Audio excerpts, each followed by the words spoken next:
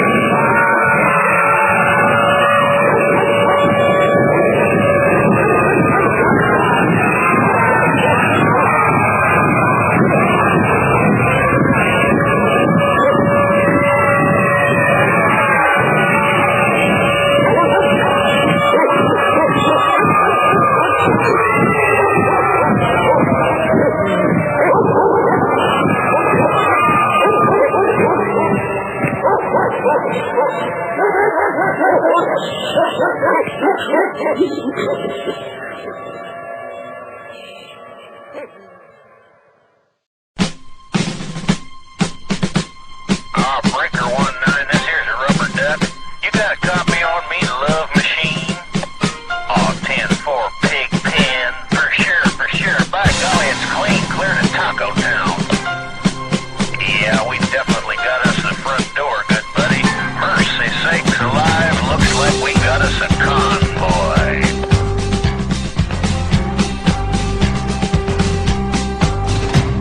Arizona, noon on the 7th of June, when they highballed over the pass.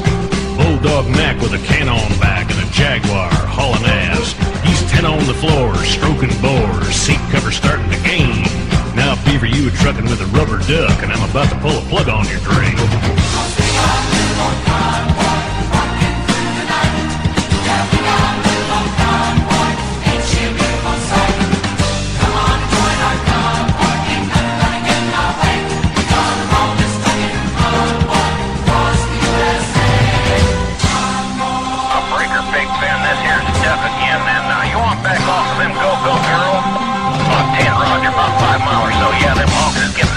Up here. New Mexico on I-40 like a Texas lizard on glass. 1,000 pedals was mashing the metal and bears was a-walking the grass. We trucked all day and we trucked all night, Big Benny improving our style. We could tell by the smell we was heading for hell and the devil was Dirty Lyle. Crossing our great big convoy, walking through the night. Yeah, we got a great big convoy, each year in full sight. Come on, join our convoy, ain't nothing gonna get in our way. We gonna roll this trucking convoy, across the USA. Convoy. Oh, now here's the plan, Big Ben. When we get to the pass, we're gonna put on our fish costume. Lee travels from coast to coast and I guess border to border. And Canada. And we were talking earlier that truckers, in my humble opinion, seem to represent, as much as any other group in this country, the average American working man, with one major difference. They travel through all of the states, all of the time, everywhere, and so get a feel of the mood of the nation and what's happening and how people feel and whether the prevailing attitude is of sheepfulness or wakefulness or concern or indifference, etc. So we're going to sort of pull some of this information out of Lee's brain this afternoon, if he's willing, and if he's not, then we'll go on to something else. Where have you been on this trip, Lee? Just came out of Canada, and I'm heading to California right now. And what are some of the states you drove through? Well, we have a terminal in Michigan, Ohio, Illinois, Missouri, Oklahoma, Texas. Do you make stops in all of those states, or you go right straight through sometimes? Sometimes I just drive, my whole shift. And how many miles can you make before you have to stop and take a rest? Well, we're allowed 10 hours driving time, and usually the state's speed limit's what determines how far you can make the distance. Well, now I've ridden on the highway. I know that speed limit doesn't mean a thing to a lot of truckers. Oh, no. No. We're law-abiding, upstanding yes, speed sir. limit observers, right? Yeah. Mm-hmm. Now, you do this for a living, of course, and you do it all the time. And you work for, I think you said 35 days, and then you take a few days off? Yeah. And how many days off do you normally take? About 5-6 days. And is that at home? Yeah. Or do you could take it off anywhere, though, couldn't you? Oh, yeah. Okay.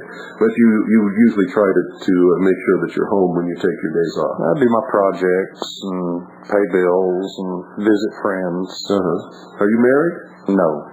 Now, a lot of truckers are married. What kind of life is that for a married family? For those that take their wives with them, I've seen some of the most pleasant relationships that they really cared about each other and took care of each other. Mm-hmm. That's great. If you're having to leave someone at home, well, it just keeps you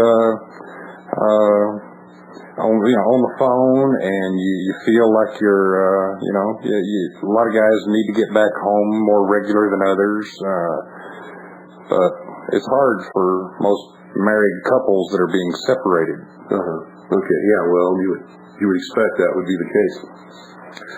Now, have you noticed a change in the attitude of the American people over the years? Has there been any change at all, or is it just still the same old business as usual? Well,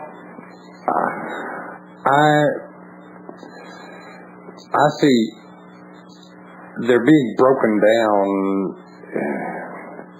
is the best way I can put it. They'll see things going on wrong every day, and they're just becoming desensitized to more and more wrong, and they just will not react as if they would several years ago in the 40s, 50s, even the 60s. Now, crime's okay if you're sorry for it, Oh, Lord. If somebody walks up and gives me a bag and says, "Would you hold this?" and then I'm standing here holding a bag and it's full of bank robbed money, cops come up and get me. They say, "Where'd you get the bag?" "I don't know, guy just gave it to me."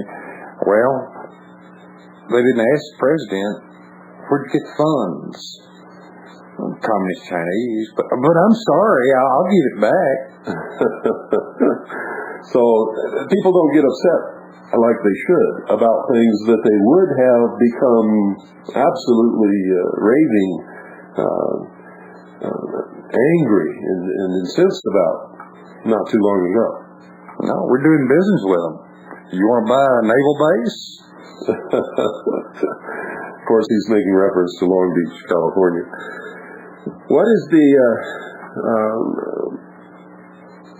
is the big subject of conversation at the truck stops nowadays?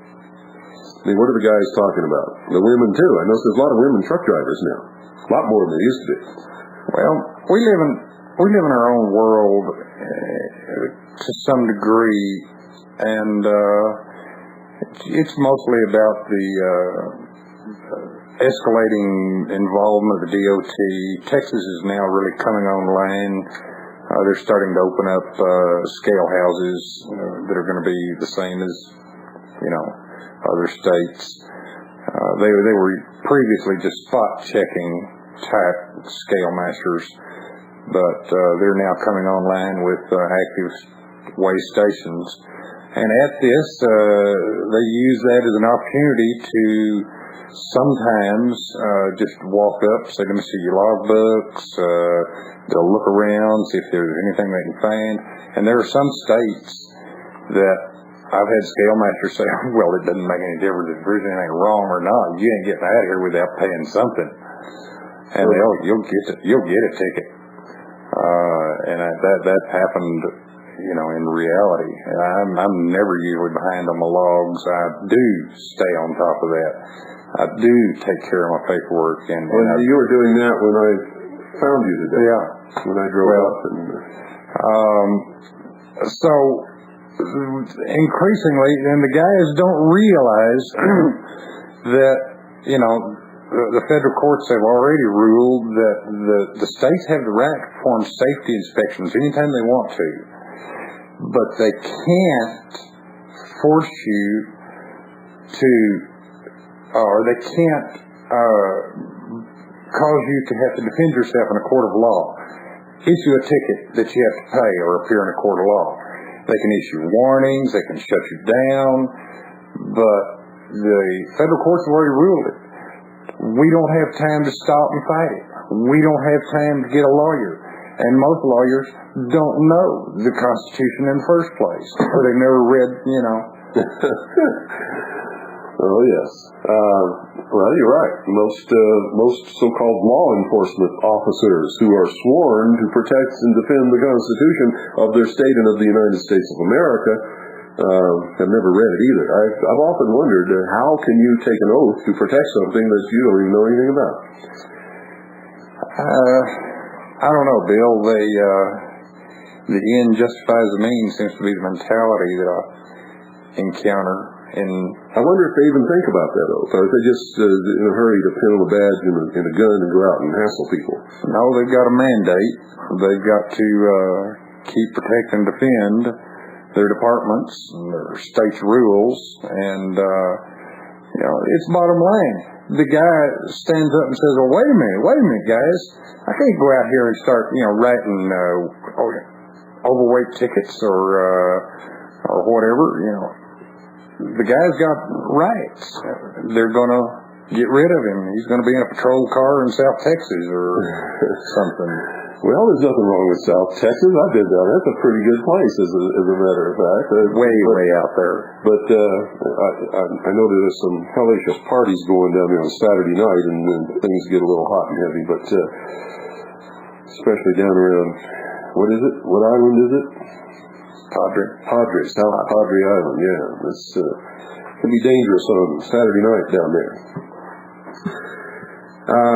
Well, a while ago I said when I found you, and I guess somebody out there is wondering if I was just Andy and I were driving along, and he said, "Oh, look, we found a truck driver." Now, he called several days ago, folks, and said that he would be here today, and so here he is. Well, what is the major concern? Are people concerned about what's happening to this country? Are they concerned about their freedom? Are they just concerned about putting another chicken on the pot and making it through the next week? What are the priorities that you find across the country amongst the truckers and the truck stop people that you meet on a daily basis? And of course, these people represent a broad overview of the whole country because they're from the whole country. The fact that they're truckers just means that they get to spread it around. We've got a change in the types of truckers. A lot of them had to go through schools and have worked for companies to get their training, and then they'll move up into the better companies. And so we do have a pretty much younger crowd, but there are also a lot of the older, drivers that learned all of this the hard way. What's the mood? Same gamut as I see anywhere else. And if I had to put percentages on it, 10% are just out there, 20% are just out there having a good time. The 60% are the really hardworking, conscientious, and law-abiding employees. And then 5% may know that things are not quite right going on, nowadays, and then 5% aren't sure, and I'd say maybe 1 or 2% are actually doing anything. You're one of the doers. You're spreading the word. You're talking to people, and what do they say? What do they say to you when you come up and bring up some of the subjects that we talk about on this broadcast? Of those that have listened, or will listen, that don't just poo-poo you off right off, it's, yeah, I know all this stuff's wrong. They say, but gosh, what can I do? I gotta deliver this load. I got bills to pay. I don't know what to do. I don't know, what can I do? Well, it's my hope and desire to maybe mobilize pastors of large churches to go in and teach them how to make their congregations, if they're good, people are going to donate their time, to go in and teach them how to make the same effective efforts that are being utilized by the equal rights groups, the pro-abortion groups. These people are active. They're lobbying. They're on the phone. They're recruiting. Church, a large congregation of people, could make a heck of a difference if they would start in on their congressman, get to know him, make him listen, whether he wants to or not. You've got to, get this man's attention one way or another, and that's either come up with enough people that you can put him out of office, or do whatever it takes to make him listen. And then it doesn't take but 1 or 2 that could really, really pull the plug on some of this stuff that's going on. Impeachment doesn't take much of a... Well, the problem with impeachment is that it admits that people believe that the president is the one who's thinking up all of this stuff and causing it to happen, and that just isn't true. Or federal judges. We've got some awful federal judges. Well, yes, we do. The Ninth Circuit is terrible. The Supreme Court says, has gone against some of the oldest held, decisions, we've had in this country for years, and just the last 20 or 30 years. Anybody that ever reads the Supreme Court Reporter, lawyers are just sick about it. They're now allowing things and saying it's okay now. They're putting treaties above the United States Code and our Constitution, and that is clearly in violation of... It's treason. It's treason. It's a misinterpretation of Article 6, an intentional misinterpretation that allows them to do things that they know the Constitution would never allow them to do. And the mistaken idea that our founding fathers would write a Constitution outlining in that Constitution the only methods by which it could be changed, and then put a clause in there that says the president can sign a treaty with any other country, and upon ratification by the Senate, that effectively destroys the Constitution and throws it in the trash can is absolutely absurd. If they could do that, why set up the provisions for making amendments and such things as that? The fact is that the Constitution is the supreme law of the land, always has been, and any treaty which is made outside are in excess of the restrictions that the Constitution brings upon government is an unlawful and unconstitutional treaty.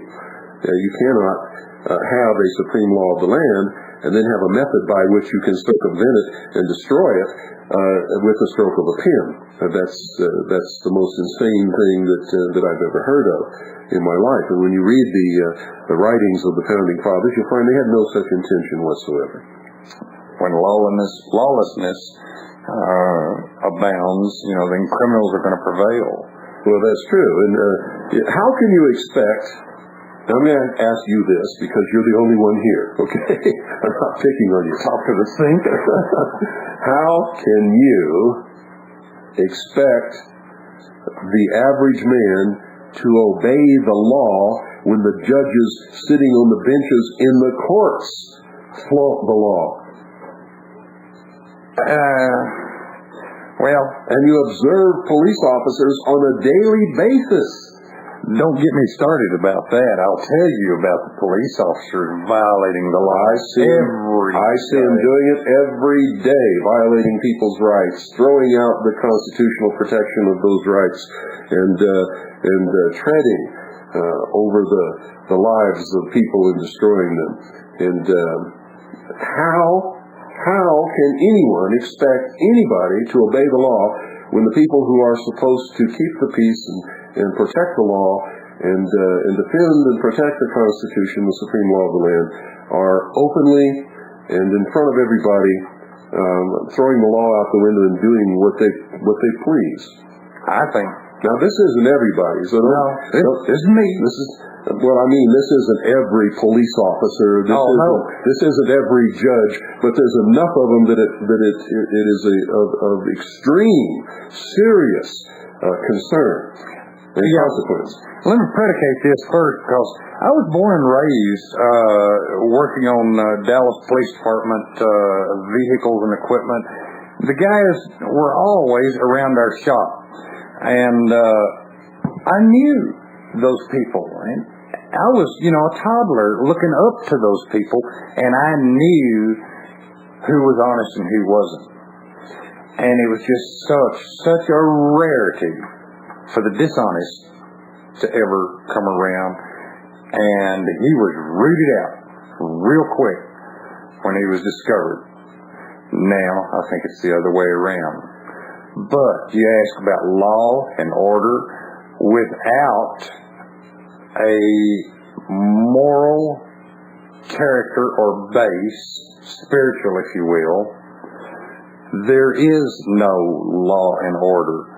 Because everything becomes just another learning experience, and it's subjective whether it's right or wrong. Sure. It's up to the individual. Well, that wasn't wrong. I learned something from it, and I'm sorry, or maybe I'm not sorry, but who cares? Because I don't believe it was wrong in the first place.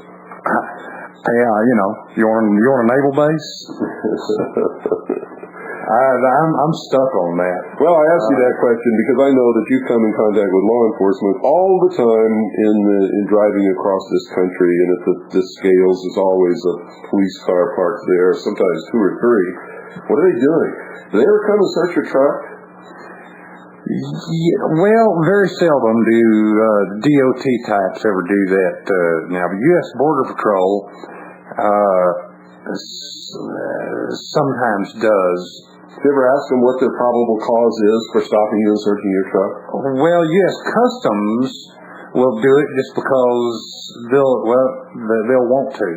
You're talking about when you're actually crossing a border. Yeah, when you're crossing a border. Yeah. U.S. Border Patrol, now, knock on wood, I have never been searched. The dogs, they'll run a dog around your truck and let them sniff. That is a search. And, but, people forget. Since I am a truck driver and we're talking about this, the very fact that you see a sign says, all trucks exit now, here. And that's a white station. If you bypass it, you're going to get stopped. The minute you cross and roll up on top of that scale, they violated the law. The minute he reads, the minute they've ordered you off the road and you have committed no crime and they have no probable cause to stop you, they've got the right to perform safety inspections anytime they want to. Nope, that's wrong. The Constitution for the United States of America does not give the United States government or the state governments any power to perform any such search. That is a search protected by the 4th Article and Amendment to the Constitution. Well, I know it, Bill, but that's the latest court decision, and if I'm going to fight them, that's how I'm going to have to fight them. If I fought them by the Constitution, I'd give up, you know. Well, then the Constitution isn't in effect in these courts. In fact, there are some judges that will tell you from the bench, if you cite the Constitution for the United States of America as a reason why you did something or why they can't do something, or as a defense in a court of law, the judge will flat tell you, don't mention the Constitution in my court again. I have that on tape from several courts across this country. I'm just wondering what they do if you just got up and walked out and said, well, I'm not going to play. That would be an interesting proposition that I would like to see, to tell you the truth. Well, let's take a short break here. We'll be right back, folks. Don't go away, and we'll continue this insane conversation in just a few moments.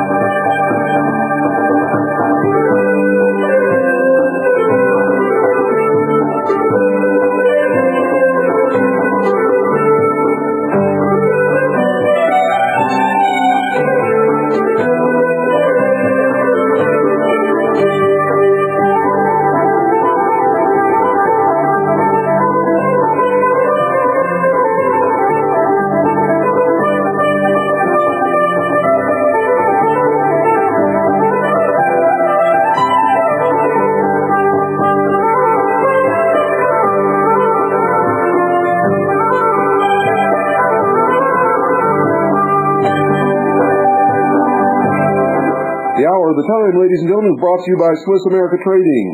Our people down in Phoenix specialize in non-reportable, non-confiscatable hard assets, real money. Real money. If you have never seen real money or dealt in real money, then you've probably been fooled to think that you have real money in your wallet. That green stuff said Federal Reserve note on it. Well, folks, it's not federal. The Federal Reserve is a private corporation. There is no reserve. And that's not a note. If you don't believe me, look up the definition of a note in any legal dictionary and you'll find out it's not a note. It's a scam. It's not a dollar either. The law defines a dollar as a specific weight in measurement and purity of silver coin or an equivalent value of gold coin. How about that? So that little green thing that you take out of your dollar and go down to buy a slushie at the Circle K with is not a dollar at all. It's counterfeit. It's phony money. It could no more be a dollar than a quart can be milk, ladies and gentlemen. If you understand the significance of what I just said, then perform this simple little experiment. Take out a $1 bill, and if you have one, take out a $100 bill, or even a $20, or even a $5 bill. Lay them side by side. I defy you to tell me the difference. And if you can't tell me the difference, you're not dealing with money. You're dealing with pieces of paper that have numbers written on them that are worthless.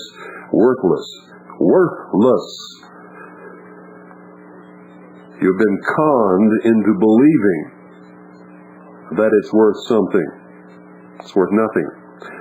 And if you want to try an even better experiment than that, call our friends at Swiss America Trading. Buy yourself a gold coin. I don't care, a small one. Buy a $5 gold piece. When you get it, you'll see it's really tiny. It's very small. $5 gold piece is a little bitty thing. Hold it in your hand, though. You'll see that it's heavy. It's also beautiful. And it can be used for real purposes. You can make jewelry out of it. You can use it to make the best electrical connections that can be made and all kinds of other things. It is a real commodity that has real worth. You know what else you should know about a gold coin? Gold does not corrode. It does not disappear over a period of time. Unless you lose it, it's always there. Always and forever. It will wear because it's a soft metal, but it will not disappear. If it wears, it will go back into the earth, and somebody will mine it out again at some future date. It just never disappears. Silver will corrode, but it takes an awful long period of time for that to happen. It also is a real commodity that has real worth. If you want to really see what real money is, take a silver dollar. That is a real piece of money defined by law. Hold it in one hand and hold one of those phony paper things in the other hand and tell me the difference. The difference is obvious immediately. In one hand, you've got a worthless piece of paper covered with ink that you can't even use to write notes on. And in the other hand, you have a real piece of silver that is recognized in every country by every person that lives upon this earth as real money, always has been, always will be. Sooner or later, the consequences of the use of this debt-based economy, where they create this paper, phony counterfeit crap out of thin air, with a bookkeeping entry as a loan to somebody. You see, if somebody doesn't borrow money, money can't be created in this country. That's what's known as a debt-based economy. That's why we're perpetually in debt. That's why you'll never get rid of the national debt. You'll never get rid of a trade deficit. If everybody in this country wanted to go to their bank and draw out enough money to pay off all their loans tomorrow, the whole system would collapse immediately because the money does not exist. It never has. It's made as a bookkeeping entry. It's created out of thin air. It's issued to you as a check. You deposit it in your bank and write a check to somebody else. There is no money. It's a scam. And over the years, people who can't satisfy their debts get their property confiscated as collateral. And these people rip off the substance of the nation. That's why it doesn't matter how hard you work or how long you work or how good everything seems to be in this country. We keep getting poorer and poorer and poorer. No longer can one person work and support a family of 5 comfortably in this country. Can't be done. Everybody has to go to work. And if you don't, you're going to feel the pinch, I can guarantee you. And it's all because of the scam that they worked upon us.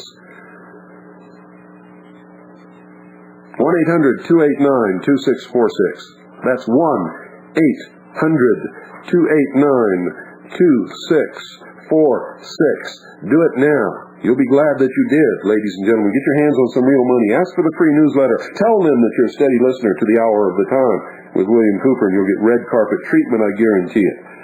Ask them how you can get your hands on some real money, and then do it. Do it. Do it. And you don't have to be rich to do this. You don't have to have a lot of that phony paper to do this. They'll work with you. When the system comes crashing down, and it will, ladies and gentlemen, if you don't have some real money, something that has intrinsic value of its own, you're going to be down the tubes in a ditch with no food. Your children will be crying and clinging to your legs and wondering, what happens, Daddy? And you'll bring out a wad full of those Federal Reserve notes and people will laugh in your face and they will not take them. That's what's going to happen when this system catches up with itself. Nobody has to do it. It's a natural end result of any scam. 1-800-289-2646. Do it now. Great weight will come off your shoulders, and you'll know that you've taken care of business.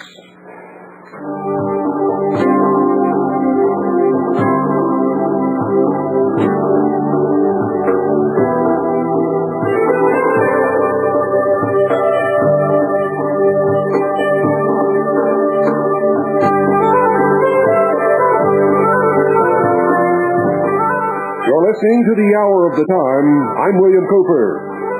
The man named by William Jefferson Clinton as the most dangerous radio host in America. If you listen to this program long enough, you'll know why. I wield the sword of truth. And truth is deadly to the enemies of freedom.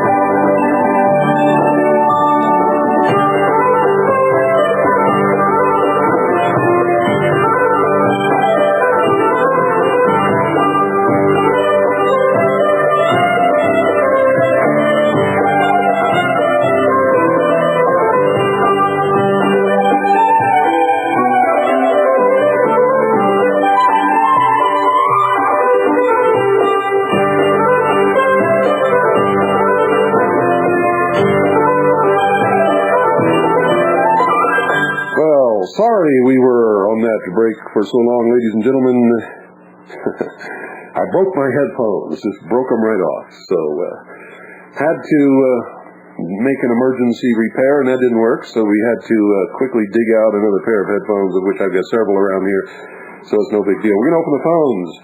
If you want to talk to Trucker Lee here, then feel free to do that. If you want to bring up another subject, feel free to do that too. The number is 520-333-4578. That's 520-333-4578. And Connie, if you'll unplug your phone out there so that we can take these calls, that is, if any calls come in. We'll talk about whatever you want to talk about for the rest of these dose hours. I think it's dose hours. Is that right? 2 is dose, I believe. Lee, I've noticed, driving around myself, that the proliferation of truck stops that are now becoming shopping malls. They have pizzerias and Subway sandwich shops, and you can buy almost anything in the world in these truck stops. When did that start? Well, it's huge restaurants. It's been improving for... Wait a minute. You're not on. Okay, go ahead. All right. It's been improving for several years. It's been a gradual improvement. like I said, we do have a whole new crowd out there that are demanding different services, and I haven't been privy to the real statistics, but we're big business now. We're probably one of the largest voting blocks in the United States, if you could ever get two of them to agree. But you can get a whole truck stop full of truck drivers, and they're going to stand there and argue up and down that it's all wrong. Yeah. But when it comes time to do something, there's new services, being demanded, and a lot of the companies are really, reaching out to try and meet that demand, because there's a lot of us, and there's supposed to be, I don't know how many X amount, thousands more by the year 2000. Good afternoon. You're on the air. Good afternoon. I just got a copy of the New American, the one with McVeigh and the Muron building on the cover. And I haven't read much of it yet, but it's shocking. It says that the government is ready to throw its case against McVeigh in order to, presumably, to protect whoever of them really did blow up that building. McVeigh didn't do it all by himself. When you find a turtle on top of a fence post, you know he didn't get up there all by himself. That's right. And I don't care how big McVeigh's bomb was, he didn't keep those steel, concrete, reinforced columns with an ANFO bomb. That's correct. And ANFO is listed in the United States Army Explosives Manual as a low-powered cratering device, actually. It's wonderful for making holes in the ground. Yes, it is. What else did that article? What other points did that article make? I didn't read but just that far, and I heard you come on, and I said it's more important to talk about it than to read it. That's for sure. Have you read Oklahoma City Day One? I've got a copy of it here. I've been pushing it every issue. Oh, this is Glenn. Yes. I didn't recognize your voice. You said every issue, then it clicked. Yeah. Well, welcome to the hour of the time, Glenn. Well, thank you very much, sir. And thank you for producing such a fine small-town newspaper, which is really, in my estimation, big city. Well, for the benefit of your listeners, anybody that wants to get a copy of the New American, let them send in $2 for a sample copy to box 8040, Appleton, Wisconsin, 54913. Okay. Let me give everybody time to go get a pencil, and then I'll say that address again. Yeah, it's always good to repeat everything twice on radio. Well, people don't listen to the radio with their pencil in their hand. Oh, they listen to my show with the pencil in their hand. They've learned that a long time ago. Good move, then. Anyway, the address again is box 8040, Appleton, Appleton, Wisconsin, 54913. Okay. And if they want, for example, a whole information pack on some particular subject, like McVeigh or the bombing or the New World Order or Bosnia or any number of things, the best thing is just send in a $5 donation and ask for the information packet on that subject, and you'll get more than your money's worth. Great. Anything else, Lynn? Oh, I got an endless supply of stuff, but I think that's enough for this one time. Okay. Thank you for letting me on your show, sir. Well, thank you for calling. Bye. Appreciate it. That's Glenn Jacobs, who publishes the Round Valley paper here, which is an excellent example of what all newspapers should be. Instead of presenting one agenda and never allowing anybody else to say anything or speak anything, Glenn gives everybody a forum. Makes some people in this valley very angry. But you see, they're the people who are really the Nazis. If they had their way, there would be no Round Valley paper, and nobody whom they disagreed with would ever be able to say anything. Anyway, be that as it may. 520-333-4578 is the number. Good afternoon. You're on the air. Yes, the scoop is Chuck Hatch from Richmond, Virginia. Hi, Chuck. Can you speak a little louder? We're using a speakerphone here. We don't have our normal hook up, and you've got to exert some forcefulness. Okay, how's this? That's much better. Okay, just wanted to say, right you back on air. So, from 9.955. Also, for the trucker, how does he feel, other truck drivers feel about mandatory drug testing? Yeah, how about that? We didn't bring that up. Personally, I will submit to it for my company, but I will not submit to it any kind of forced search by the police departments. To me, I'm maybe a little different. I don't mind. I'll sit in jail overnight. Some of them are just so afraid of causing any conflict that they will pay the fines. They know we've all got little ComCheck cards, and we can get thousands of dollars of fines authorized if the company doesn't want to lose their truck. To me, that is a clear violation of the Constitution, and I will... It's extortion. Well, I'll tell them to shove it, really. Good for you. Does that answer your question, caller? Yes, sir. That's very much. So I'll let somebody else on the line, but thanks for what you're doing. You're welcome.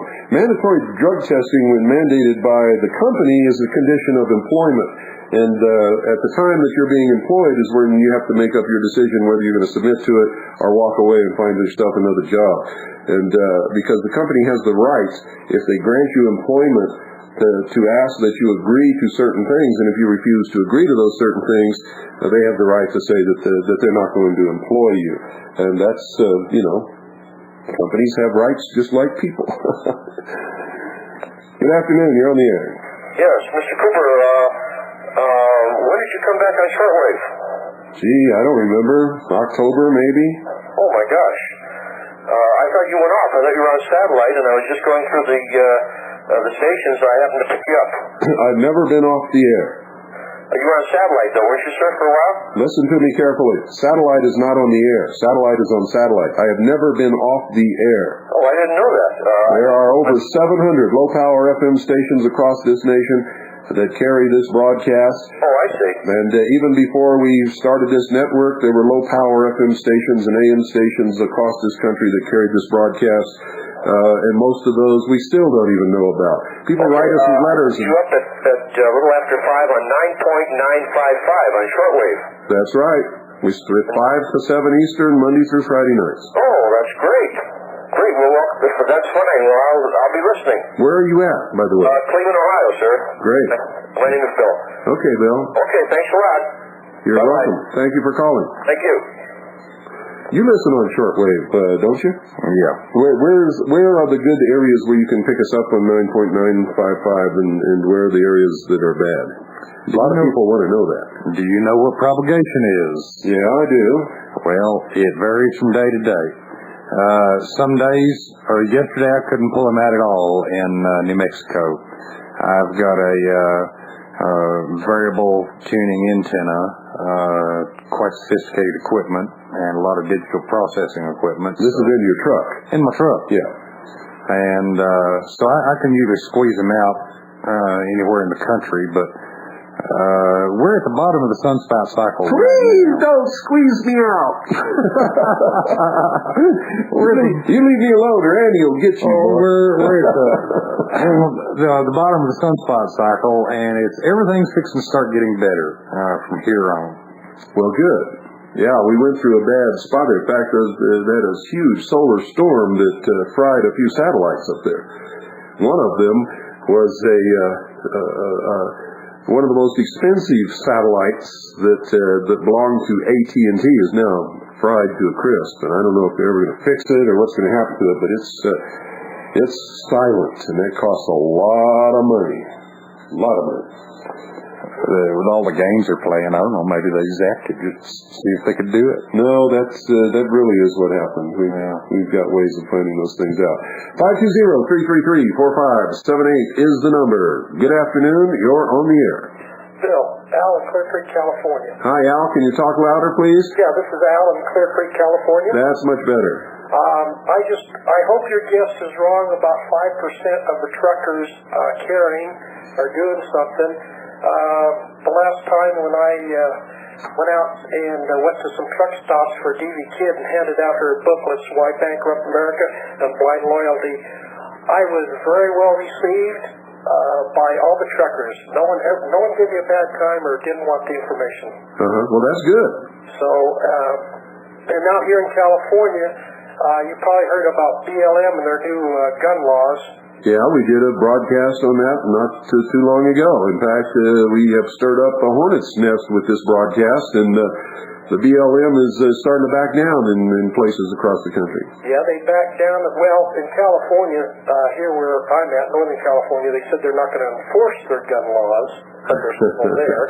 First of all, they said they weren't. Can you imagine the audacity and arrogance of a forest ranger who goes out on BLM land and tries to tell 5 or 6 hunters that he's going to take their guns away from them? Yeah, you're right. I don't think so. But you know what is really funny is I received calls. My dad used to be have the gun range here in this area. And so everybody thought when he was killed that I took over. I didn't. But I received calls from people when BLM came out with this. And they were so upset and how they able to do this, and we got to get them out. But no one cares about the Constitution, just about being able to hunt. I don't understand the people. Well, I don't understand the people either, or I didn't until I started talking to them and found out they don't know anything about the Constitution. They don't understand the consequences of their actions or inaction, as the case may be, or their ignorance and their apathy, and yes, even stupidity. There's a large segment of the American public that has just become downright stupid. They've been so dumbed down and so propagandized by the Marxist, socialist, communist news networks that I think, personally, they probably have trouble going to the bathroom. Yep. Well, the same people that called me and talked to me about BLM, I tried to talk to them because I rebroadcast you in the evening. Also, I take you and then rebroadcast you. Where are you at? Pardon me? Where are you at? Clear Creek. You're Clear Creek, California. 88.1. I know where Clear Creek is. Annie and I were just through there not too long ago. Well, I say not too long. It's the only vacation we ever took. It was a couple years ago. Since it's the only vacation we ever took, in my mind it's not too long ago because I remember every moment of it. Well, this one's by Lake Almanor. Yeah. Okay. If you're ever out this way, you best stop in. Okay, what's your frequency? 88.1. 88.1 in Clear Creek, California. Yes, sir. But these... Connie, write that down. Okay. Please. Well, I thought you had it. Well, we may have it. I don't know. I'm just making sure. Because it used to be 92.1, but another radio station boosted their power and came over the hill and just wiped me out, so I had to change my frequency. Well, that's good. Yeah, don't ever try to fight them. Just change your frequency and go on about your business. Yeah. But these same people that complained about BLM, when I started telling them about what they're doing in our Constitution, they didn't even want to hear about it. They could care less. Well, you know why that is, don't you? Well, if they hear about it and they understand it and they know that it's wrong, they are then responsible to do something. And that's the last thing in the world they want to be, is responsible to do something. Yep. Take a risk, hang their butt out over the cliff with mine. No, they don't want to be there. I don't want to be here either, but I know the consequences of my not being here is much worse than my being here. Thank you for putting up a station and broadcasting. I didn't hear that last. I said thank you for your affiliate station. Well, hey, I thank you. That's the least I could do. Hopefully we can do more. Do you have any idea when you're ever going to go out to Area 51 again? I'm in the process of planning all the events for the next year, the conference, the Area 51 trip, maybe a few other things.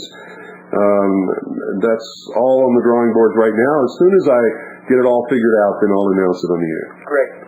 The last trip was a great trip. I got to tell you, it was just fantastic. Well, we want to go, and we'll give you plenty of notice, but either next month or the month after that, we're going to make a trip to meet you personally. Well, good. Look over the area.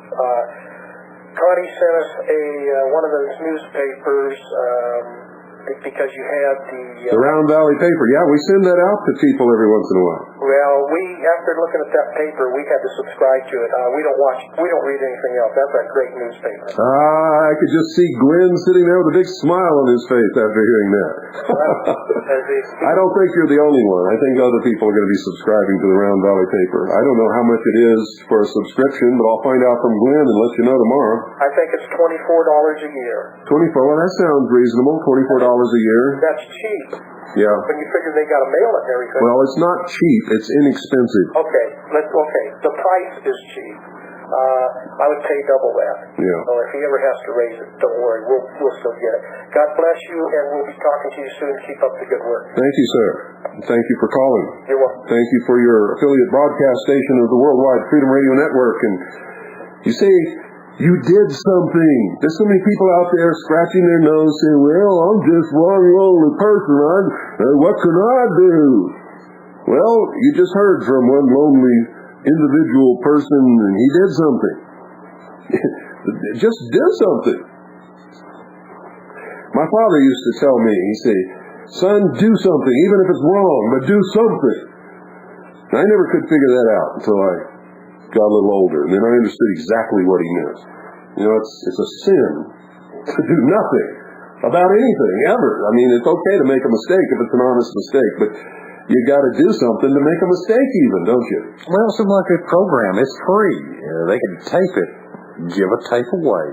Yeah, that's right. A lot of people do that, by the way. Okay, here we go. Good afternoon, you're on the air. Hey, Bill? Yes, sir. Hey, I'm one of your broadcast affiliates. What frequency and where? Okay, I'm at 104.5 in Lehigh Acres, Florida. 104.5 Lehigh Acres, Florida. Yeah, just east of Fort Myers, Florida. Does Connie have that information? I don't believe so. I haven't been up for long. I bought the satellite from your organization. Already had the FM station put together. Good. I have a friend, Mike, you probably know. He's out in Florida here. He put it together for me, and he knows how to do all that stuff. And I just, I'm glad to be able to do something, for you, and I really appreciate. One thing don't do it for me. Don't ever do it for me. Do it because it's good. Because it's do it. Do it. The thing is, I really appreciate. You're not going to let me say it, are you? You know what I'm saying? I mean, don't ever think that there's not a lot of people out here that really appreciate all you've done. Well, thank you. It's just amazing. So thank you very much, Bill. And I just, I'm also a truck driver, but I'm local. And say hi to Lee there, and his fellow truck driver, and I'll let somebody else get in. Okay, well, Lee's right here. You say hi to him. Okay. Good for you, buddy. Hey, Lee. You say you're local in Florida? I'm sorry? You say you're local there in Florida? Yes. Okay, what kind of truck do you drive? What do you do? What do you haul? Oh, I just drive a Mack, and it's just a straight truck, and deliver for a furniture company, and I know how it is, though. I mean, I've driven for many years, and I know what you mean by the truck stops and the DOTs and all that kind of thing, and it's very draconian, and it's really scary, and I don't think I'd want to get, into an interstate driving situation like that because of, you get into the records and you got to keep all your miles and you have to do all that stuff, and it's very police state kind of stuff. Yeah, people raved at Hitler for a lot less than that. I don't want to get involved with that. I don't know, and I just really respect you, Lee, and I really appreciate what you're doing, and I'm doing the same thing. I tell the people that I work with, I try to tell them about what's going on, and they laugh and they, degrade you, and they, think you're a nut, and I just keep trying, and sometimes I get through, but most of the time I get a bunch of sheeple, and I just got to keep plugging away, and hopefully I can make as much of a difference as I possibly can. And that's why I got the FM low power FM unit and the satellite system, and just doing my best, and take back the airwaves. That's right. From Turncoat Ted Turner and all the rest of that motley crew. Yep. Ted Turncoat, Communist News Network. That's right. Before you get away, I want to restate, make sure that this is clear that, there's a lot of us truck drivers that really care about doing things right, the right way, and you've got to realize too that there's a lot of policemen out there that care and they're trying to do things right. Oh yeah. They're being clouded and overshadowed by the bad guys. It's hard to tell, and good for you, buddy. Keep on doing what you're doing. I'll let somebody else get in, and thank you so much, Bill, and thank you, Lee, and we'll talk to you all later. You're welcome. Okay, bye-bye. And thank you for calling. 520-333-4578 is the number. Yeah, you made a good point there, Lee, that it's not every one of my best friends is a highway patrol officer. And I have noticed that in this valley, there are some very good, conscientious, very polite police officers who work here. There's also a couple of pricks, but we won't talk about them. Yeah, you got to stand up for the good guys, whether they're wearing a badge, whether they're not, and these guys are, taking a beating with the rest of them, and they've got an awful job. Because I worked around in Dallas, drove ambulance. I was one of the first EMTs there in the Dallas area. And Friday and Saturday nights, I've been on shootouts, burglaries in buildings, running gunfights. And it's not a fun job. These guys really work, there are good guys out there. I don't want people to get the wrong idea about anything I ever say. Yeah, well, the ditto here. Good afternoon, you're on the air. Hi, Bill. Hello. Sounds like Jackie. This is Jackie. I knew it was Jackie. And I just wanted to tell you not to feel bad if you don't get many calls. Oh. I'm teasing. It's a great show. And I wanted to say thank you. Is it Lee? Lee, yes. That's wonderful. And it's uplifting to hear. Because I've always felt that if we could get our truck drivers across this country informed, that's a big force. And I think it's very exciting, and I wanted to know if it's okay if I plug my program tonight, Bill. Sure, go ahead. Well, I'm having Anita Hogue on, and Anita Hogue is an expert researcher on the educational system, and I just wanted to encourage everybody. You mean the Marxist socialist takeover of the minds of our children? Thank you, Bill. Yeah, the human resource development system. And so I just wanted to encourage everybody, in case some of our FM broadcasters aren't tuning in to meet it, to please listen in tonight, because it's going to, I think, a very powerful program. I think so too, and I think that most of them are already carrying your broadcast, Jackie. It's like I told you last night. If you're a broadcast that normally didn't take calls and all of a sudden you start, it takes a little while to break the ice. Yeah, I know that. And it happened to me. I tell you, it can be pretty disconcerting when the first time you open your phones and there's no calls, you just feel like crawling under the pavement. Actually, I didn't. Just as I said. Well, I did. I got to tell you. Yeah, but see, I've already heard from so many of our listeners. Yeah. By mail. Uh-huh. But honest to God, I thought there was something wrong with my phone. But anyway, I'll get off the phone and let somebody else call in. You know how I finally broke the ice, Jackie? How? One night I was on the air and I wasn't getting any calls. I said, okay, that's it, I'm going to bed. I just cut the broadcast off about 10 minutes into the broadcast and went to bed. I heard you do that one time. And since then, my call board is flooded whenever I open the phones. Yeah, actually, last night I was thinking of doing that. Well, if you're not going to call me, I'm going to hang up. But I didn't. So I'm going to get off so someone else can call in, and thank you, Bill. You're welcome, Jackie. Thank you, Lee. Thank you. Jackie's another lonely, helpless person who's doing something. Isn't it incredible? What you can do when you set your mind to it.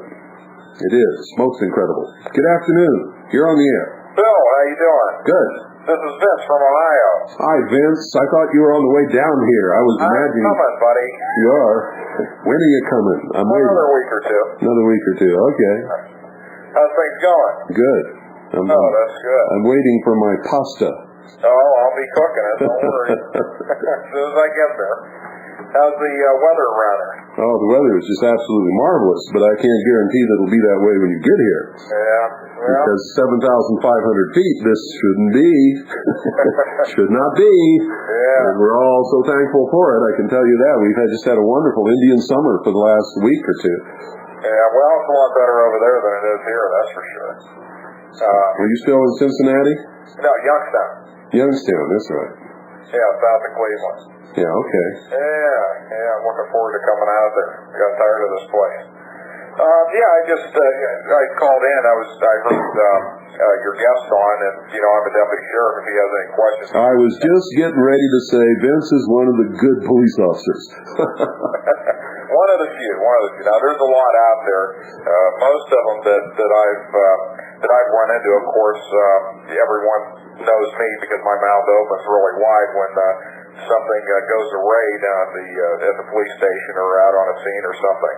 And I mean array according to the Constitution and so forth, which every day there are so many things. The whole system basically tramples on the Constitution. Yeah. But I try to wake up as many people as possible, and that's really, you might have a small percentage.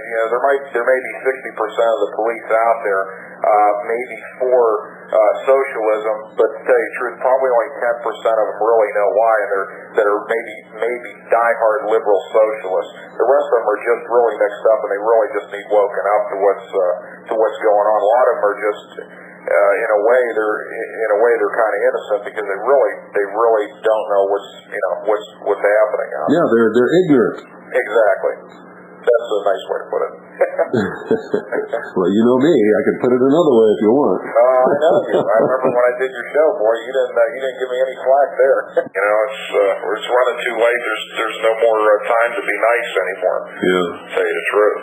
Yeah, I sort of during that broadcast sort of pinned you for the actions of a lot of your fellow officers, didn't I? Yes, you did, and rightfully so, also.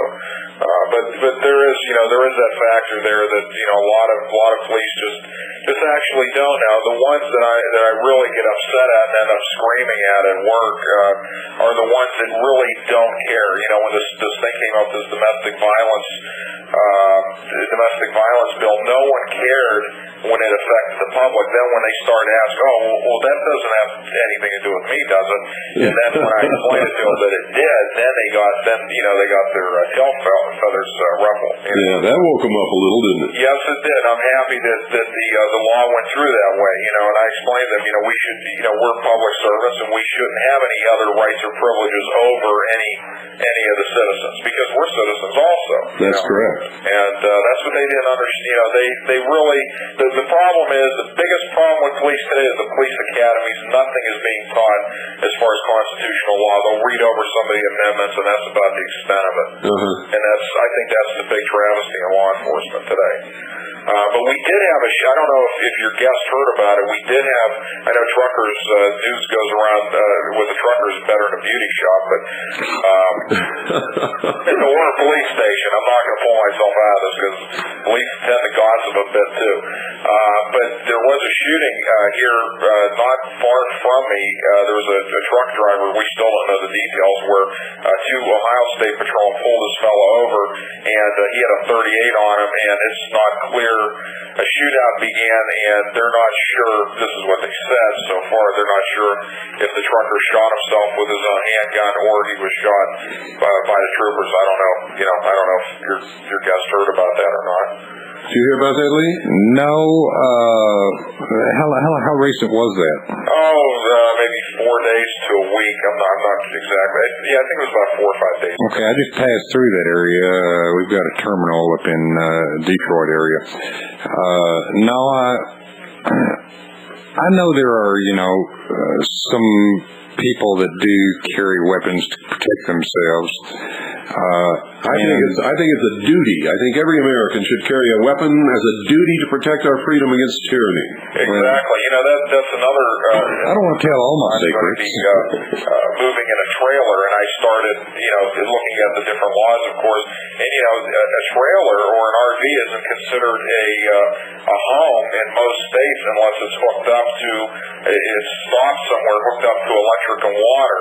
And if someone is sleeping, stops at a truck stop with their RV, and loads a pistol to keep by their bed while they sleep, technically that's in most states it's unconstitutional, but it's a statute that's like having a loaded gun in a car, and you either have to have a permit if that state grants one, or it's an illegal, unlawful carrying of a weapon, and that's a shame. I know it's the same for truckers because they sleep in their rigs a lot too. Well, it just amazes me that so many people don't understand the law. If you're between the ages of 17 and 45, or if you've been honorably discharged or retired from any of the military services until the age 65, you are a member of the militia, and the militia is required to keep and bear arms in every state. Correct. And nobody ever brings that up. But we have to hide them from Vince or whoever. Knowing the law, as you apparently do you? You wouldn't have to hide it from Vince. Well, I don't want to put the man on the spot. Oh, he's not on the spot. I know Vince. Mom, dad, kids, and the dog in the RV, or the poor truck driver that's just, whatever shows up. Yeah, the shame of it is like, when you move from a house, and I'm moving from a house and getting like a big trailer, good size. When you move into that, that's your new home. That isn't like a vehicle, and I don't understand how they can consider that a vehicle. That's your new home on wheels. And that's really awful to think that you can get pulled over, especially in Louisiana with what has been going on down there. You can get pulled over there, and they're going to rifle through your house, basically. Rifle through it, my foot. They'll take it. Yeah. Confiscate it. Yeah. But I'll let you go, Bill. And I sent you an email a couple days ago. I'll wait for you to write back. I asked you a couple questions. Okay. Well, our computers are down. Oh, they are? I didn't know that. Oh yeah, that's Lee. What does that office out there look like, Lee? Computer junk pile. Oh my God, no kidding. Well, maybe I'll give you a buzz either tonight or tomorrow. Okay. Listen, we're for you. Excuse me? We're for you. If I'm driving along and I see one of you guys in trouble, I'm going to be the first to bail out. And I didn't hear you. I'm going to be the first to bail out, jump out, and help. I'll see one of you guys in trouble. Before I get off, let me tell you a story real quick about truckers. And I've always had, except for a couple that have been like on my rear end a couple of times driving up in Michigan. I remember a couple times I got helped by truckers. One time I was hauling a mattress, and it was on top of a truck. And I'm driving down the road going about 60 miles an hour. The thing blew off in the middle of a busy freeway. I pulled over to the side. This trucker stopped about 50 yards behind me, ran in the middle of the road, picked it up, and carried it over. I couldn't believe it. Wow. I mean, that was really something. Yeah, he risked his life for your mattress. Yeah, you believe that. Okay, Bill, great show, and I'll be talking to you. Okay, Vance, can't wait to see you. Yeah, you too. And my mouth is watering. I know you make the best Italian cooking pasta dishes in the whole world. Oh, you wait till I get there. All right, I'm waiting. All right, bye-bye. Bye. And thanks for calling, Vince.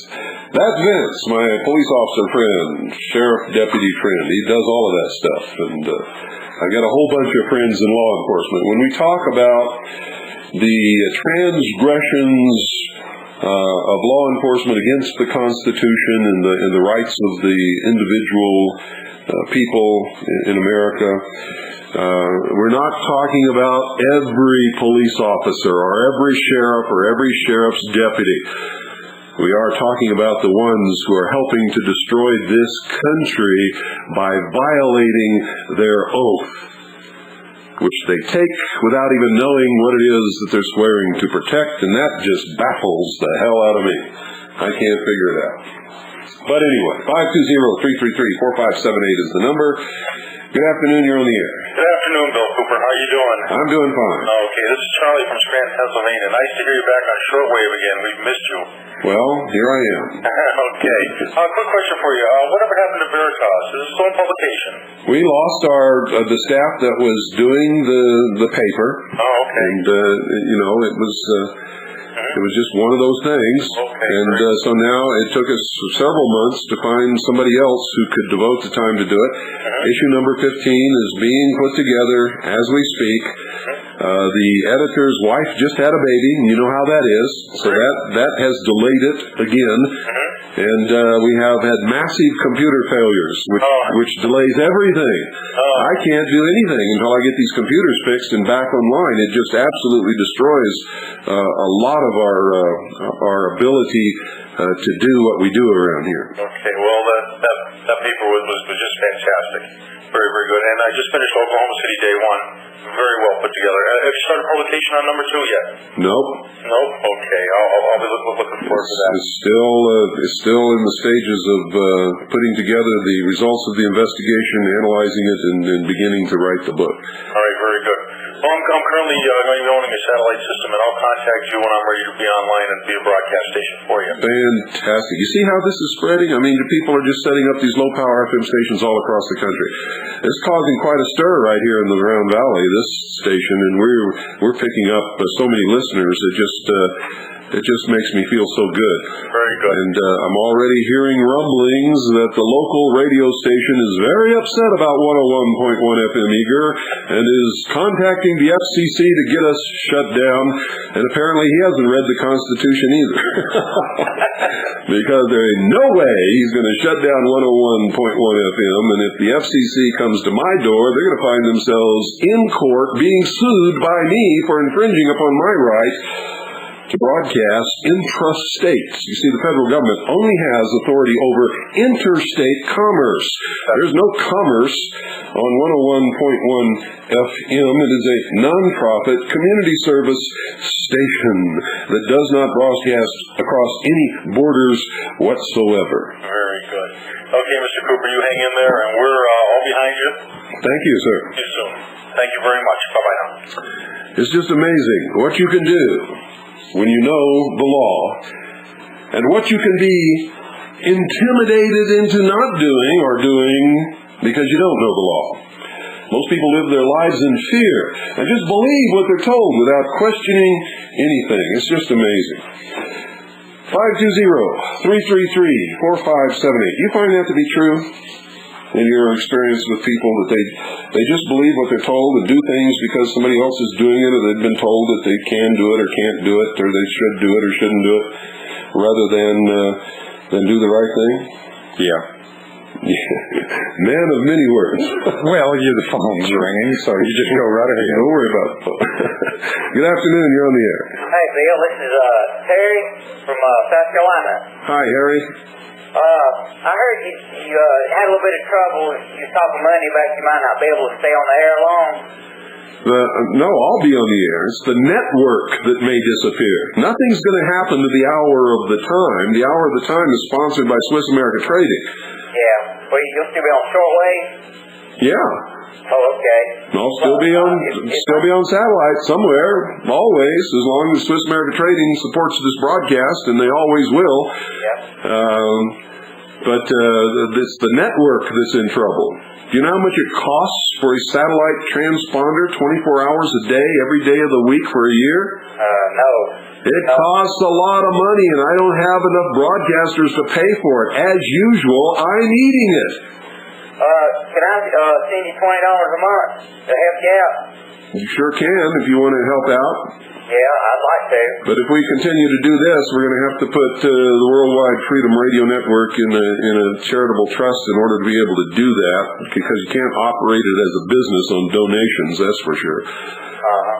I said the Harvest Trust. Yes, Care Bill. Yes. 2 billion care of Harvest. That's what I'll do then, because I don't want you to go off. I can't stand it now when you was out here a while back. Well, it's not me that would go off. Let me say this again. It's the Worldwide Freedom Radio Network. It would be Jackie Petru, Michael Cottingham, Friday Night Live with Gary Bourgeois and Chris Gerner. And we just signed up another broadcaster today who will be starting very shortly. And I think it's a once-a-week, 2-hour broadcast on Thursday nights. Anyway, I'll let you know when I have all the details. Yeah, okay. But it'll be those people who go off the air. The Hour of the Time will not disappear. But see, they don't have sponsors, and the network doesn't have a sponsor. Oh, okay. Yeah, I caught part of up here. It's good for the first hour, but 6 o'clock most time it's a total washout, so I don't hear all of it.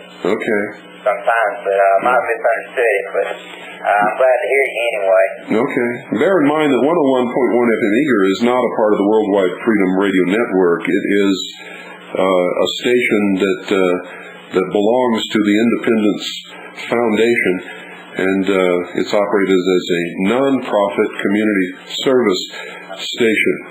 The Independence Foundation is a charitable trust. Okay, well, I just wanted to call and see you. Thank you. I'll be listening. Okay. Thanks, Bill. You're welcome. 520-333-4578 is the number if you would like to call and chat. Occasionally we just call and chat. So, what are you going to do when you leave here, Lee? Where are you going? I'll go on out to the West Coast. Where at, specifically? L.A. Los Angeles. Oh, my goodness. You really want to do that? Actually, East L.A. Oh, man. Every time I drive into Los Angeles, I don't care what part of Los Angeles it is, it's just, it's like utter chaos. And millions of cars zipping and going everywhere, and you just wonder if they all even know where they're going. I used to live there. I used to be a part of that. I used to spend 4 hours on the freeway every day, so I know what that's like, and it is horrible. Good afternoon. You're on the air. Hi, Bill. Hello. Roger out here in New York. Hi, Roger. And I called you a few weeks ago regarding the Basie reception. I did get a hold of WRMI, and they have corrected the situation. You sound great. Wonderful. Great. It is very understandable. Hey, I want to be very brief. Can you stand a little humor? Of course. I can always use a little humor. Let's get this straight. A Chinese diplomat was asked by a pollster who he would like to see cloned, and his selection was Kareem Abdul-Jabbar, the basketball player. And the pollster asked him for what reason. He said, "Can you explain why you would pick him?" And he said, "Yes." He said, "I would have the embryos frozen, and then anytime I liked, I could have an iced Kareem clone." Where'd you hear that? A nice Kareem clone. The China's... I bet you there's going to be a million cloning jokes now. Yeah, there will. Yeah. Art Bell. Ever hear him? Art Bell? Yes. Oh, Art Bell is the imperial personification of purity and bullshit. Well, He's the greatest BS artist that has ever lived. It sounds like he spent some time in Area 51. Who? Art Bell. Art Bell's never been to Area 51. He goes out and sniffs the air and says he went. Is that these things? Intriguing, you know. He's weird. He's got some crazy stuff on his program. I just do want to say that I enjoy you. I try to get you as much as I can. I don't have good reception all the time. I have to kind of watch the propagation. But lately it's been good, and I hope we get better as summer gets here. Well, you will. In about 2 months, WRMI will have 2 brand new antennas, one beamed directly at Toronto from Florida, the other beamed from Florida across to Tijuana, and you will have no problems. Hey, I'm in line with Toronto. That's right. I'm right in line here. I'm in western part of New York. These two antennas will blanket the entire continent of North America. Yes, it sounds like they will, yes. Hey, I'll let you go. I do appreciate you out there. Thank you for calling. You bet, sir. And this broadcast, ladies and gentlemen, is beamed all over the world. They listen to this broadcast in Australia, in all of the countries in South America, and Central America, and the Caribbean Ocean, and Africa. And when these other two transmitters are set up, they'll be hearing us in Japan, and in England, and Europe, and Canada. Why? Well, ladies and gentlemen, it's because the people of the world must know what's going on in this country. Because if we lose our right to keep and bear arms, we lose our freedom. If we lose our freedom, the world loses freedom, and everyone will go back in time to a point when everybody was owned by some emir, sultan, government, king, queen, or lord. Good afternoon, you're on the air. Hello, is this Bill? Yeah, but you got to talk a lot louder. Put your mouth right in front of the mouthpiece and scream if you have to. Okay, Bill, can you hear me now? That's much better. Listen, Bill, this is Officer Bob. I want to know what all those American flags are doing here. Officer Bob. You remember the night? I remember that, yes. It just tickled a fire in me. I like to fell out of the chair. Listen, I just got me a brand new satellite, and I've got you on now for the first time. I've been miserable ever since you went off the air. Wonderful. And I just want to tell you to keep up the good work, and I'm fixing to call Annie and try to get some back issues of Veritas. So just keep it up, buddy. I'm going to keep track on you from now on. Okay. All right, thank you, Bill. Thank you. Bye-bye. What he was referring to, ladies, when he said, I'm Officer Bob, what are all these American flags doing here, is referring to our last conference that we had in Oklahoma, in Norman. And in our tradition, our last night of the conference is a camp out. And so we were camping out by this beautiful lake, and we had this little pavilion there, and had our tents and everything set up, and had American flags everywhere. It looked, we had more American flags than the Republican convention ever has. And so in the middle of the night, I guess it was about 2 or 3 in the morning, we're all sitting around the campfire, those of us who were still awake. A lot of people went to sleep. And we're talking and telling stories, just having a good time around the campfire. Well, Officer Bob drove up. For a while, he sat out there and turned off his lights with his engine just idling and just watched us. And then after about 30 minutes, he got up his courage, and he stepped out of his pickup truck, and he came walking over to our campfire, sort of gingerly, and he wouldn't approach us at first. He walked around and looked all around, and then he came over and he stood sort of in the shadow, and he said, "What are all these American flags doing here?" And I said, "Gee, officer, this is the United States of America."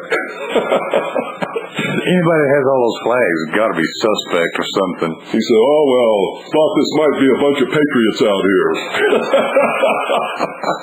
Well, what'd I say? So we thought, "Oh, no, there's no patriots around here." It was hilarious. And we spent the rest of the night laughing about Officer Bob and his obvious paranoia of American flags and patriots. It was incredibly funny, and was the perfect ending to a perfect week of being with perfect people and talking about important things. You'd have been in big trouble if you'd had one of those black POW flags. Yeah, we probably would have. 520-333-4578 is the number. I know the phone was ringing there for a while and I didn't pick it up, but you can call back and I will. But yeah, it's just amazing. I mean, how, where did that come from? Where did that guy come from? What was he thinking? What was going on in his mind? What are all these American flags doing here? Good afternoon, you're on the air. Yeah, hey, Bill, how you doing tonight? Oh, I'm doing pretty good. Listen, Bill, I know how symbology is. I've been listening to you for a few years, and symbology means a lot. I'd like to ask you a couple of questions about a couple of symbols that have been associated with you. And two of them were, one is, I noticed on Behold the Pale Horse. It's published by Light Technologies. It's got a little 3 on top. You know anything about that?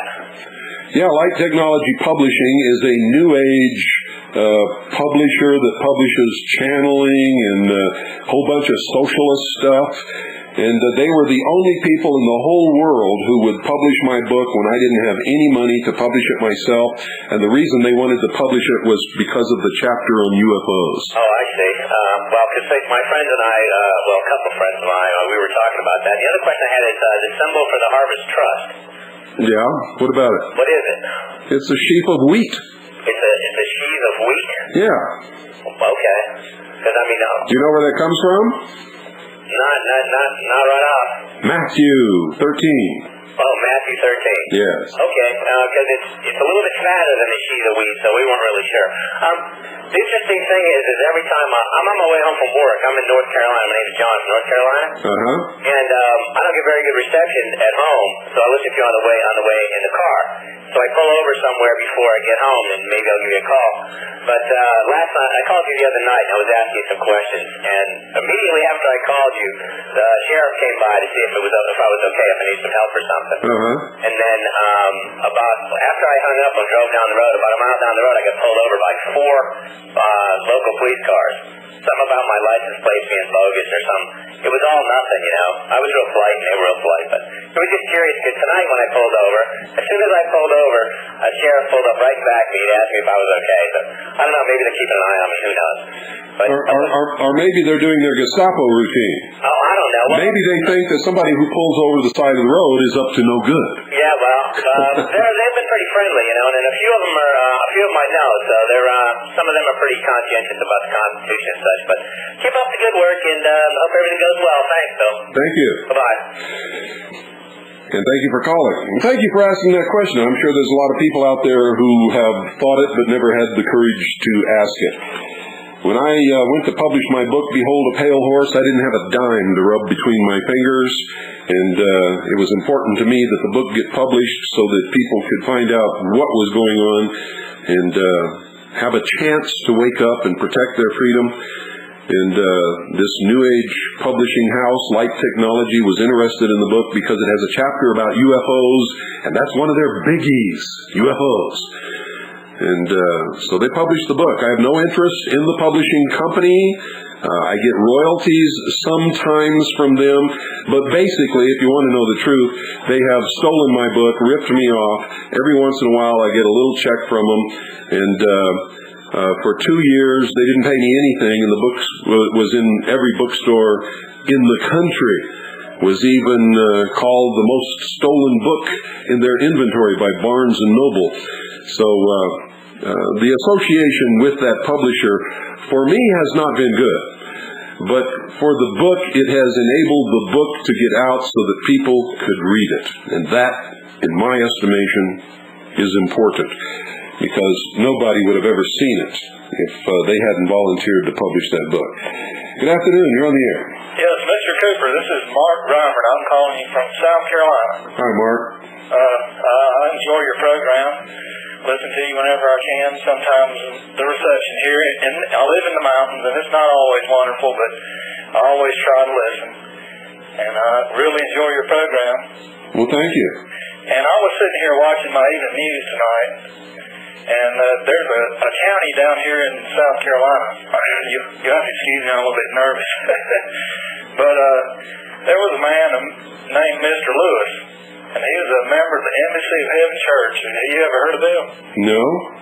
Well, they kind of separate themselves from society a little bit, and he was arrested for not having a license and no insurance. And currently, he's on a hunger strike in jail. And they just had it on our evening news, and it was kind of a nasty thing. And it's just amazing that when people, start taking life in their own hands, how the authorities come down upon them and kind of grind them in the ground, and how it's such a wonderful thing in the eyes of most people. It's just shocking. That's because the system cannot stand to be challenged by individuality, especially socialism. Now, in a constitutional Republican government, which for a good portion of its history this country was, it's okay to be different. It's okay to be a character. It's okay to be yourself. It's okay to be free. But socialism is in charge now, and that's not okay. Yeah, well, this fellow was arrested about 2 years ago for the same charges, and after a few days, about a week in jail, they let him go. This time they think Catan will let him starve himself to death, it looks like. So, well, let's hope that doesn't happen. Well, I hope it won't, but I got to tell you, I'd rather starve myself to death than live in tyranny. Well, yeah, that's true. Hopefully he can last 30 days. He's got a 30-day sentence. But here in South Carolina, there are a few of us, and we're kind of few and far between, but we're here, and we're just hanging on. Good for you. And thank you for your program. Thank you for calling. All right, thank you.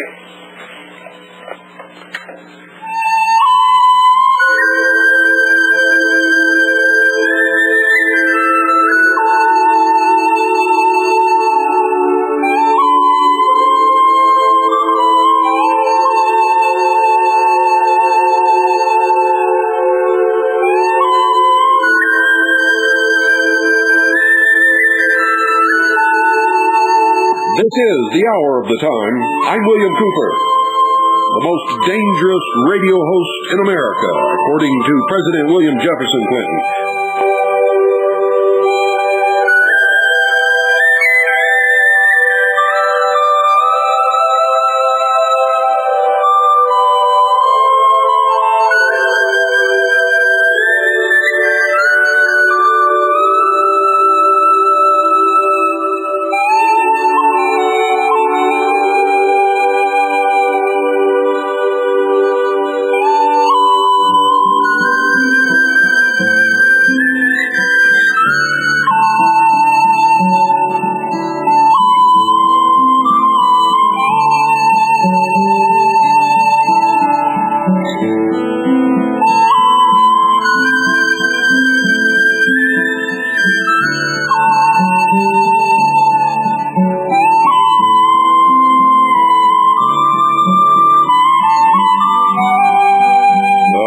Listen to that music forever.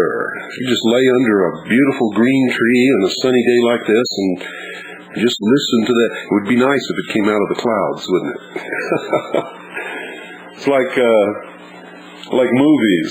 You know, you're watching a movie and the cowboys are riding across the valley and you hear this orchestra in the background.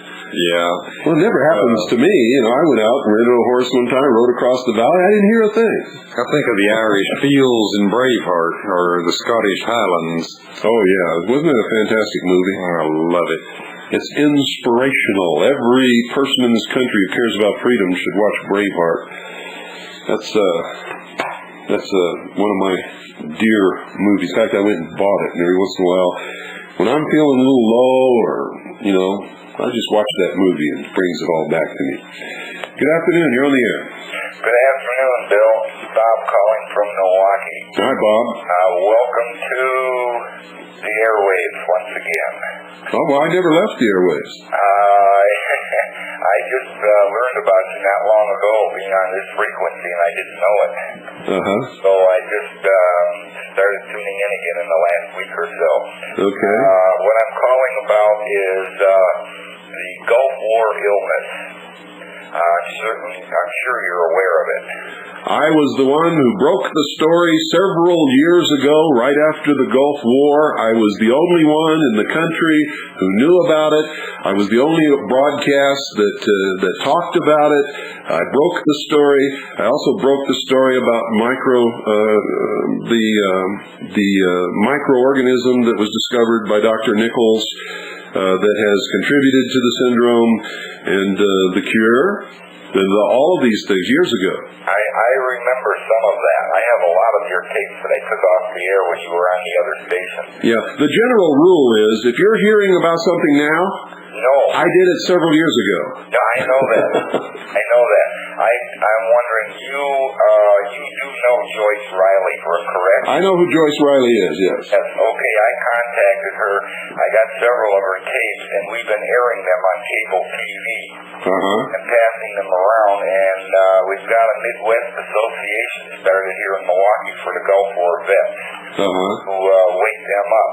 And I wonder if it would be all right for you to give Joyce Riley's phone number out over the air. No. No? No.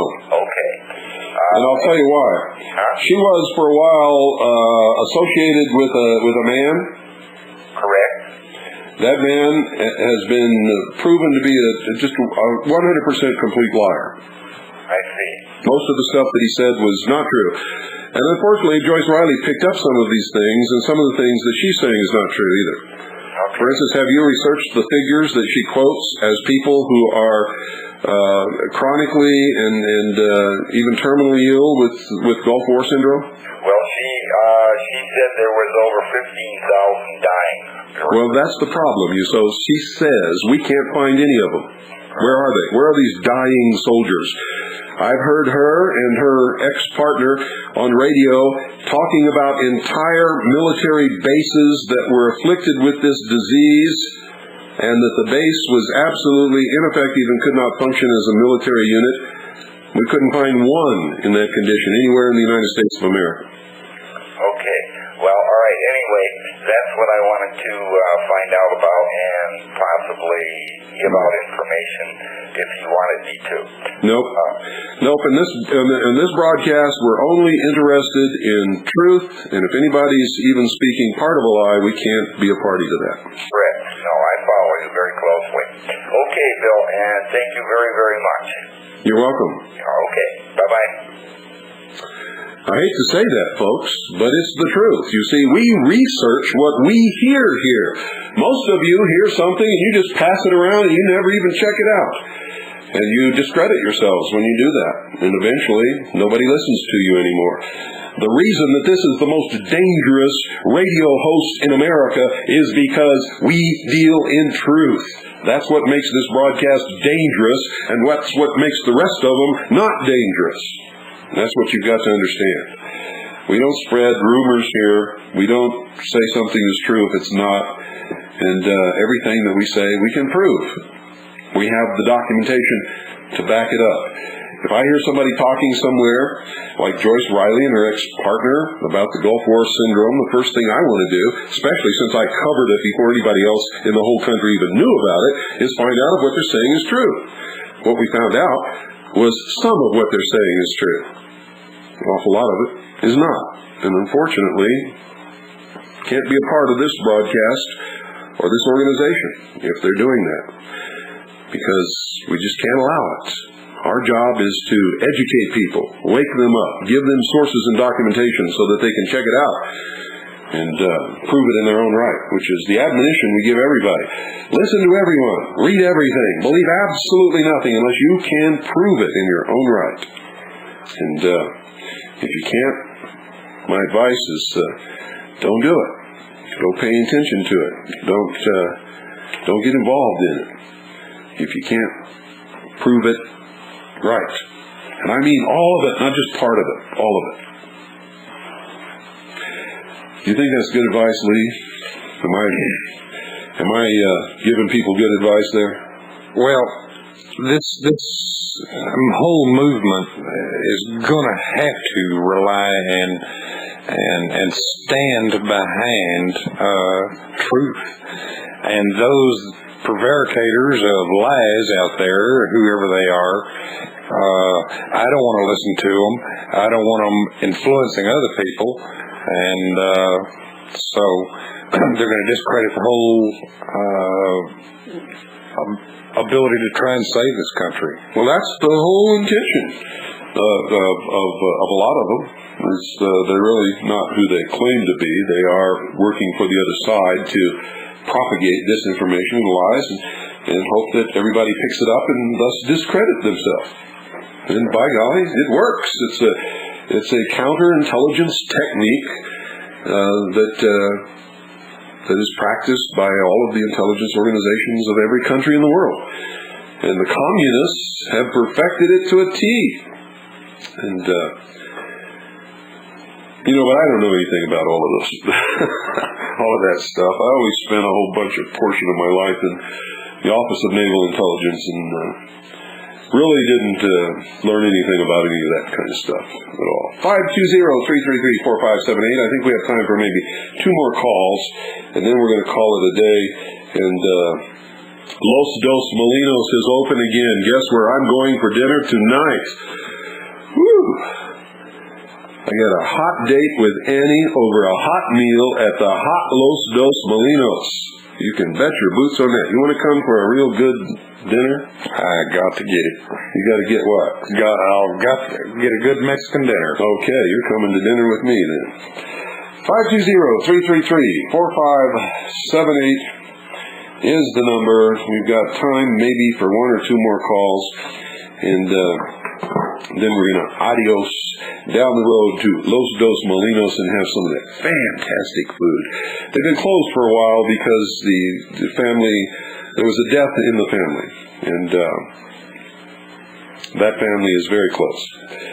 Good afternoon, you're on the air. Yes, Bill, this is Kirk from Kansas. Hello, Kirk. And it's not Cap. a short while ago, maybe 3 or 4 weeks ago, you were talking about how to form a militia and how to set one up and how they function. And I thought you said you could find that information in United States Code Title 10, Section 13, 3 through 15. What you can find is the definition of the militia under the law. And how to form one and how to join one and whatnot? No, that just defines the militia in the law. Well, I read that, and there was only one part of that that had anything to do with the militia, and that was Chapter 13, and that defined who could not belong to the militia. And I was wondering if there was some other place I might look to. No. You must have misunderstood something in the broadcast, because we cited several points in the United States Code. One is the definition of militia and who belongs to the militia.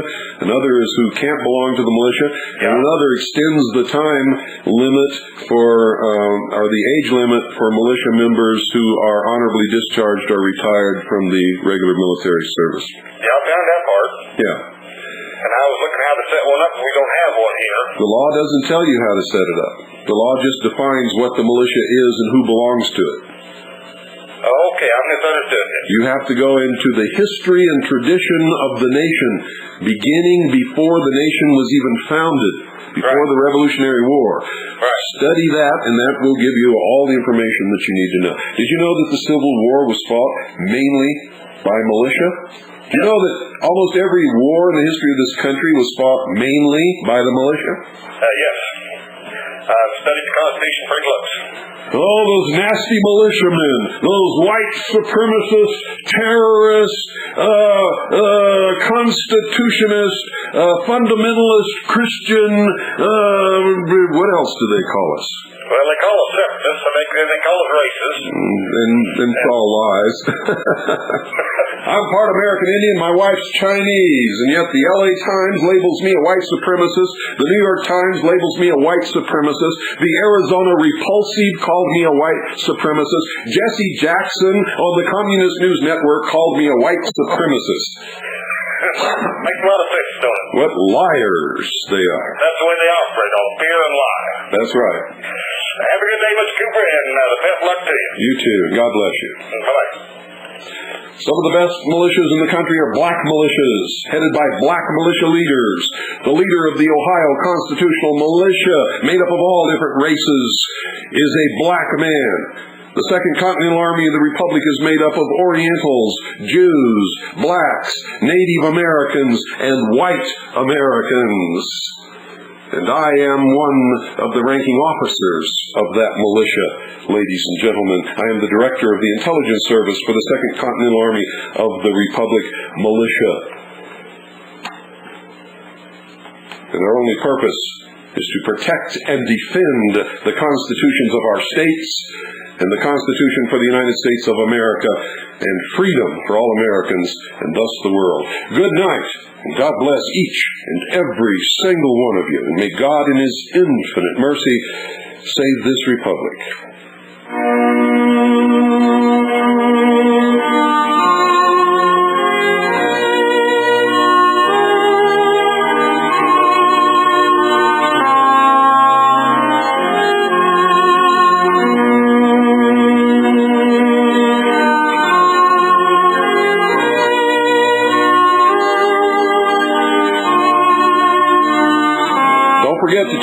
7 p.m. Mountain Standard Time for the Jackie Patrou program, immediately followed by Michael Cottingham with Quest for Help.